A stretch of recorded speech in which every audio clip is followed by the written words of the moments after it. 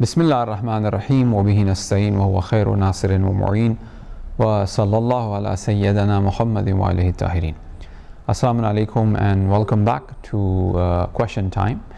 As we were talking about the importance of rectifying oneself and where to begin and where we went wrong, we will be looking at the nafs, the understanding of nafs, through the 15 munajat of fourth Imam. Perhaps we'll look one at a time, and we'll begin with munajat al-shaqeen, and we'll try to understand what is the complexity of this nafs. And like we said, physical body is complex, nafs is more complex, and spirit is much more complex than the body, nafs and spirit. So but we will be looking at nafs now. Now, we were talking about spiritual doctors. We were talking about doctors who, for example, when it comes to the physical doctor, if the surgeon is good, he will, do the magic, so to speak, and he will bring the patient back to life. The same applies for the spiritual doctors as well. Sheikh Abul Qasim Qumi and Sheikh Abdul Karim Hairi. Sheikh Abdul Karim Hairi is the one who established or founded the Hawza of Qum. He came from Najaf to Qum and he established the Hawza Ilmi in Qum, and he was the one who founded that. Sheikh Abdul Karim Khairi was also Alam, which means that he was a sole marja in a period of a time, or the famous marja, if you want to call it a time. Now, Sheikh Abdul Karim Hairi and Sheikh Abul Qasim Qummi, both of them are buried at the Bala Sare Haram Masjid of Hazrat Masumeh Salamullah Alayha in Qum. And Sheikh Abdul Karim Hairi was basically the marja, and people came to Sheikh Abul Qasim Qummi for marjaiyat because he was famous and they all went to him. But Sheikh Abul Qasim Qummi ruju, he said, go to Sheikh Abdul Karim, and they all started following Sheikh Abdul Karim. Then Sheikh Abdul Karim said, why you did not? You could have, and there could be two marjas. He said that when there is one, why there is need of two? When there is one marja, why do you need two marjas? Right? Now, Sheikh Abdul Karim Hairi mentions this, and this was mentioned once again by Ayatollah Arabi. His son told me this, because they were all one batch, right? Sheikh Abdul Karim says that tomorrow was the first of the month, and the first of the month, Awwal Ma is the Ma Shahriya they give Shahriya, they call it Shahriya, which means the stipend. The students are given fund every month, those who are studying in Qom or Najaf. The Maraje and the officers of Maraje, from whatever income or whatever sort of funds that they receive through publishing books, through hospitals, through homes, through charity, they support the students there who are studying in Najaf and Qom. So these Maraje, they give stipend every month.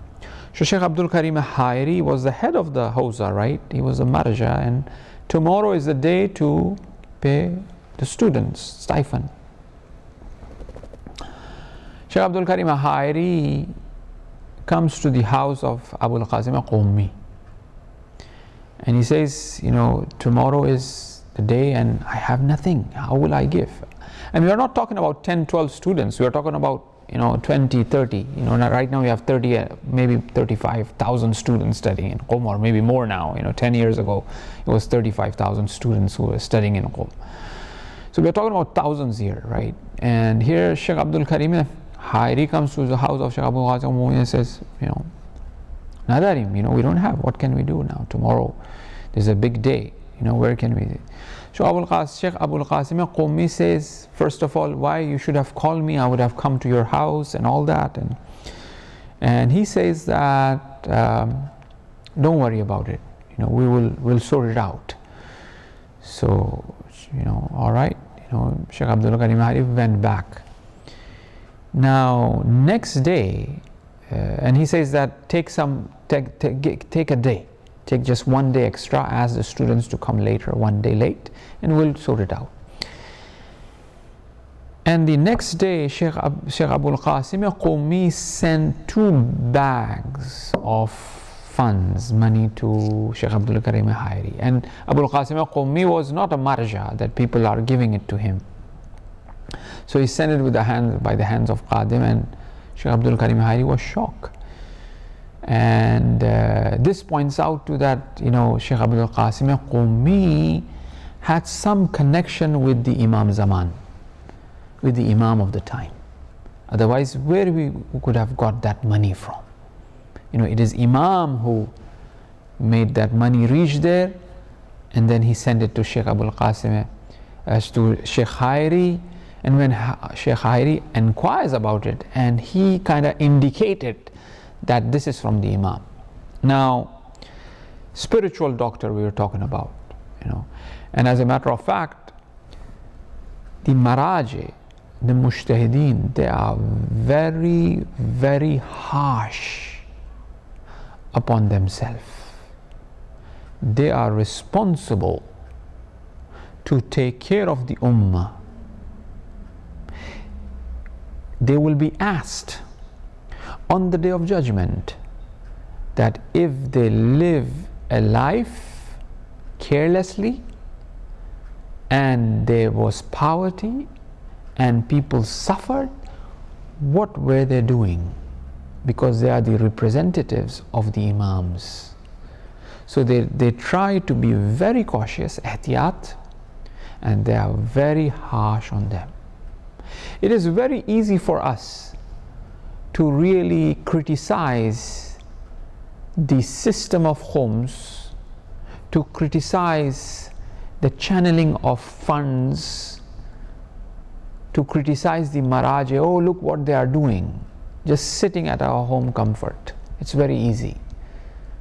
It is not at all that they are using that for personal gain. Sheikh Abul Qasim Hairi, let me tell you this. This once again, Sheikh Abul Qasim Hairi's house is next to my house in Qom when I was there. His grandson lives there now. When Sheikh Abul Qasim Hairi died, the day he died, in the morning when they buried him, the children had no money to buy noon. The children had no money to buy bread that night. This is Sheikh Abul Qasim. This is Sheikh Hairi, Sheikh Abdul Karim Hairi, marhum, rahmatullah alayh. Spiritual doctors. Imam Khomeini's ustad, Imam Khomeini's teacher, Abul Qasim Qumi. Abul Qasim Qumi was complained by Imam Khomeini that, oh Ustad, oh my teacher, when you are teaching me, I am not being able to digest, I'm not being able to comprehend and understand. I try to read the lesson, but I'm forgetting. Sheikh Abul Qasim Hairi calls him and he recites in his ear the verse from Surah Ala. Right? The verse from Surah Ala. Sanuqiruka fala tansa. Which means that I recite to you, so I recite to you, and you do not forget. This is what God tells the Prophet. Right? So he recites this verse, and Imam Khomeini mentions this to his son-in-law, marhum Arabi, that when I complained to my Ustad Abul Qasim Qumi, he recited this verse in my ears, Sanuqiruka fala tansa.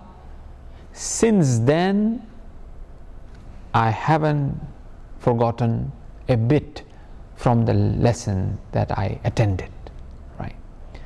So the spiritual doctors are aware. They are aware of the soul, and they are able to bring back that soul. The same way as the physical doctors. I mean, you yourself judge. If a doctor, right, is there 24/7, why these rich and royals and they have personal doctors? Just a little cold, the king or the queen will have a doctor right outside the door.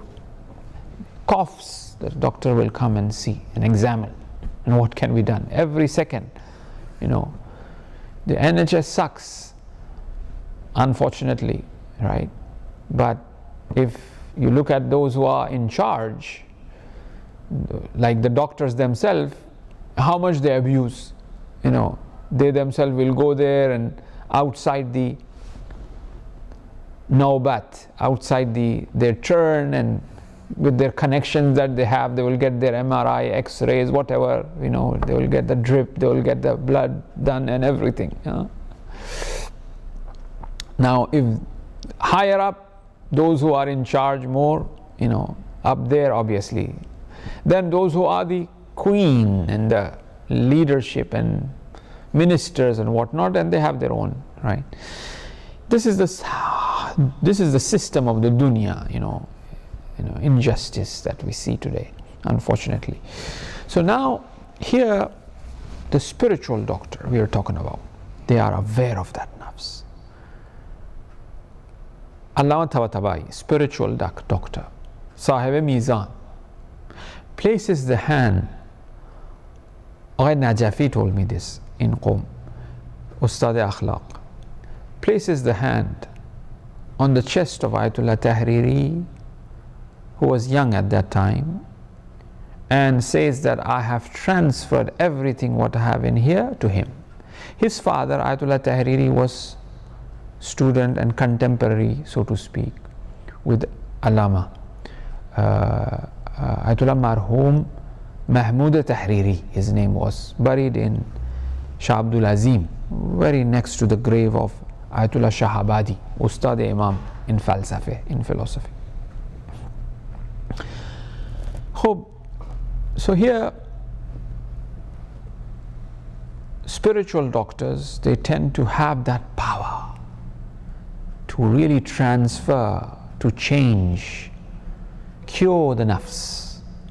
Now, we will talk about the champions of spiritual doctors, the Imams, Masumin alayhimus salam. Masumin alayhimus salam. In Ziyarat Rajabiyya, we recite, Tafweed, the destiny is changed through the Imams. They have that power to do so. Bi'idhnillah, obviously, I shouldn't be really mentioning this, you guys are aware of it, but some people who are unaware, we never say that, independently they can do that. Just like how Isa alayhi salam raised death, bi'idhnillah. So Ahl Bayt alayhi salam the same. And we have examples. Hazrat Hur, who came to Imam Hussein, who blocked Imam Hussein, he was with Ibn Ziyad, with the Yazid's army. But what happened? Who changed him?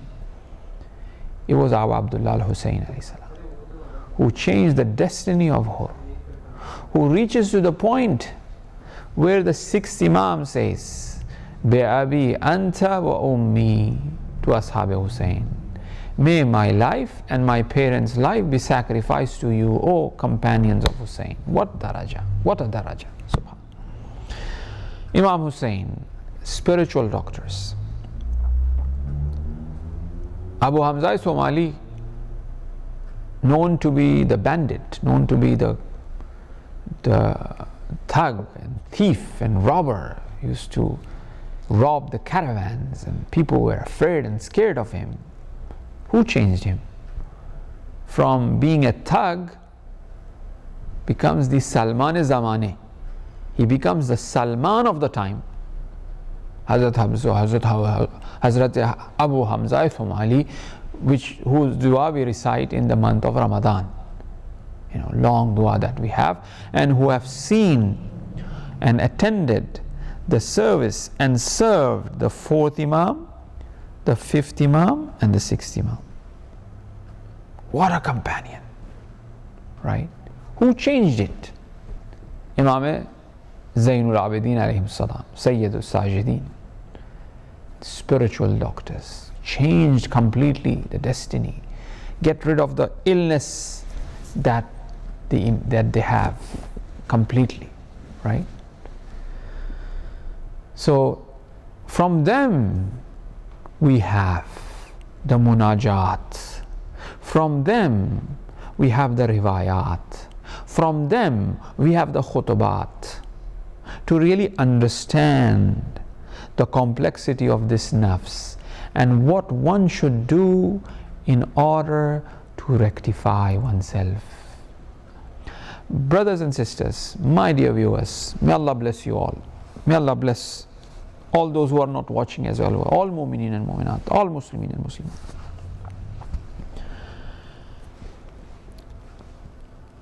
Let me tell you something. We have nothing else or nothing more important to do in this world other than islah nafs, other than rectifying ourselves. That is the only thing that we are supposed to be doing here as a priority.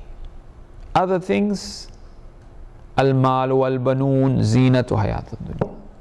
Mal, property, children, these are zinat, these are good of the hayat ad-dunya, not hayatul akhirah. But wal baqiyatu salihat comes about. Now this zinat of hayat of dunya must be transferred to baqiyatu salihat. So if I am solely running for the dunya, it's good, zinat for the hayat, but as soon as it's gone, when I'm 2 feet under, or when my soul leaves the body, what am I left with? It is me and only me. Me as my best friend, me as my worst enemy. Have I made myself as a friend? Have I made myself as an enemy? I will see that when I leave this dunya. Right? So therefore our most important and our priority should be islah nafs, rectifying our soul. But what is this nafs? What is this soul? Now, in order to know that, what is this dengue fever? India, for example, there.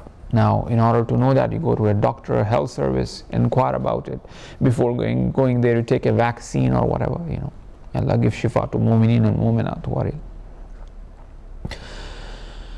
Now, what is this nafs? Let's ask those who know. As the Quran also says, that ask those who know, right? Ask the spiritual doctors, the imams who have informed us of this nafs, and at the same time who have provided us with a remedy. Now this munajat khamsat ashar, the 15 munajat of the 4th Imam, are fascinating and amazing, and are describing the kayfiyat, the quality of the nafs, what sort of substance of the nafs is, and how it's very complex, brothers and sisters, it's very complex. Sometimes we do things that harms us, and when we do that particular thing, we think that we are doing good. With all our mind, we are thinking what I'm doing is right and it is good and I will have a reward. But unfortunately, I haven't understood. I don't know my nafs myself, unfortunately. And I get into, trouble. See, there are two things. One is the question of reward. One is the question of reward. Well, bichare, poor fellow, he did it with the good intention. Al-amal, on the intention, with niyyah, right? He will get the reward because of the intention. What about the ta'asir, the effect, the reaction of this action that he has done? Although his intention was positive, but the action itself was not very healthy, right? The effect of that on the nafs. Now, obviously, it will affect his nafs, out of mercy, God will reward him on the day of judgment. But for him to reach the day of judgment, to achieve that reward, his nafs will go through a lot. Well, I didn't say suffer. I know you'll be asking, well, he will be suffering. Well, he has to improve. The doctor gives a medicine. He says, well, you got to take this medication, but it has some side effects as well. But the medication is very important because you will get the goal or the purpose, reward. But the side effect will eventually improve. That kidney damage that have taken place, in the course of time you will be fine. Right? Physical body, spiritual body. Physical body, our soul, that is connected. The spiritual reality encompasses the physical reality in the physical realm, and they are connected with each other. The effect of ruh of the spiritual realm is on that physical body. Brothers and sisters, what we see today in terms of the chaos in the Middle East or everywhere, or what the human suffering is today, how humans are suffering today, is because of their spiritual weakness. It's because of their spiritual crimes that they have done, and they are suffering in this physical realm today. It is connected, believe me. Now, when we attend to the spiritual doctors now, what they have to say in regards to our nafs. The best source I thought would be these munajat of Khamsatu Ashar, which the imams, who are the champion of the spiritual doctors. Now, it's complex, you have GP and then you have consultant. The GP will look at your illness and he will refer it to the consultant, right? Because he's an expert. So the same way, you have that consultant, but what consultant kind of looks into and realizes and dictates, he will speak to your GP, he will relate it to the GP, and the GP will provide you with the cure. It's a relationship. So the same way, the imams, they have mentioned things, and the ashab, and the ulama, and the scholars, the spiritual doctors, they are aware of it, and they could really understand what the imams are mentioning, and they compare with Quran, and they compare that with hadith, other traditions, other imams, what they have talked about, and at the same time they contemplate, they do tadabbur, they do tafakkur, and they kind of analyze it, and then they come up with a remedy. So it's the ulama and the scholars. So I will be following the book, which is a commentary upon the Munajat Shakeen, and the other Munajat the Ayatollah have done. The commentary is Ayatollah Tahriri. His name is Ayatollah Tahriri. He has done a commentary on it, he has done a commentary on it. I'm sorry, I missed that. Is there a call? Right. Okay. I think we have reached to the end of the time. Before we start our commentary on the munajat of Shakeen, there's a introduction in regards to the munajat, the meaning of munajat, the meaning of nudba, the meaning of dua, and then we will inshallah next week look into it. Thank you very much for joining us, and we hope to see you next week again, Saturday, in question time. Thank you and goodbye from Hidayat. Wassalamu alaikum wa rahmatullahi wa barakatuh.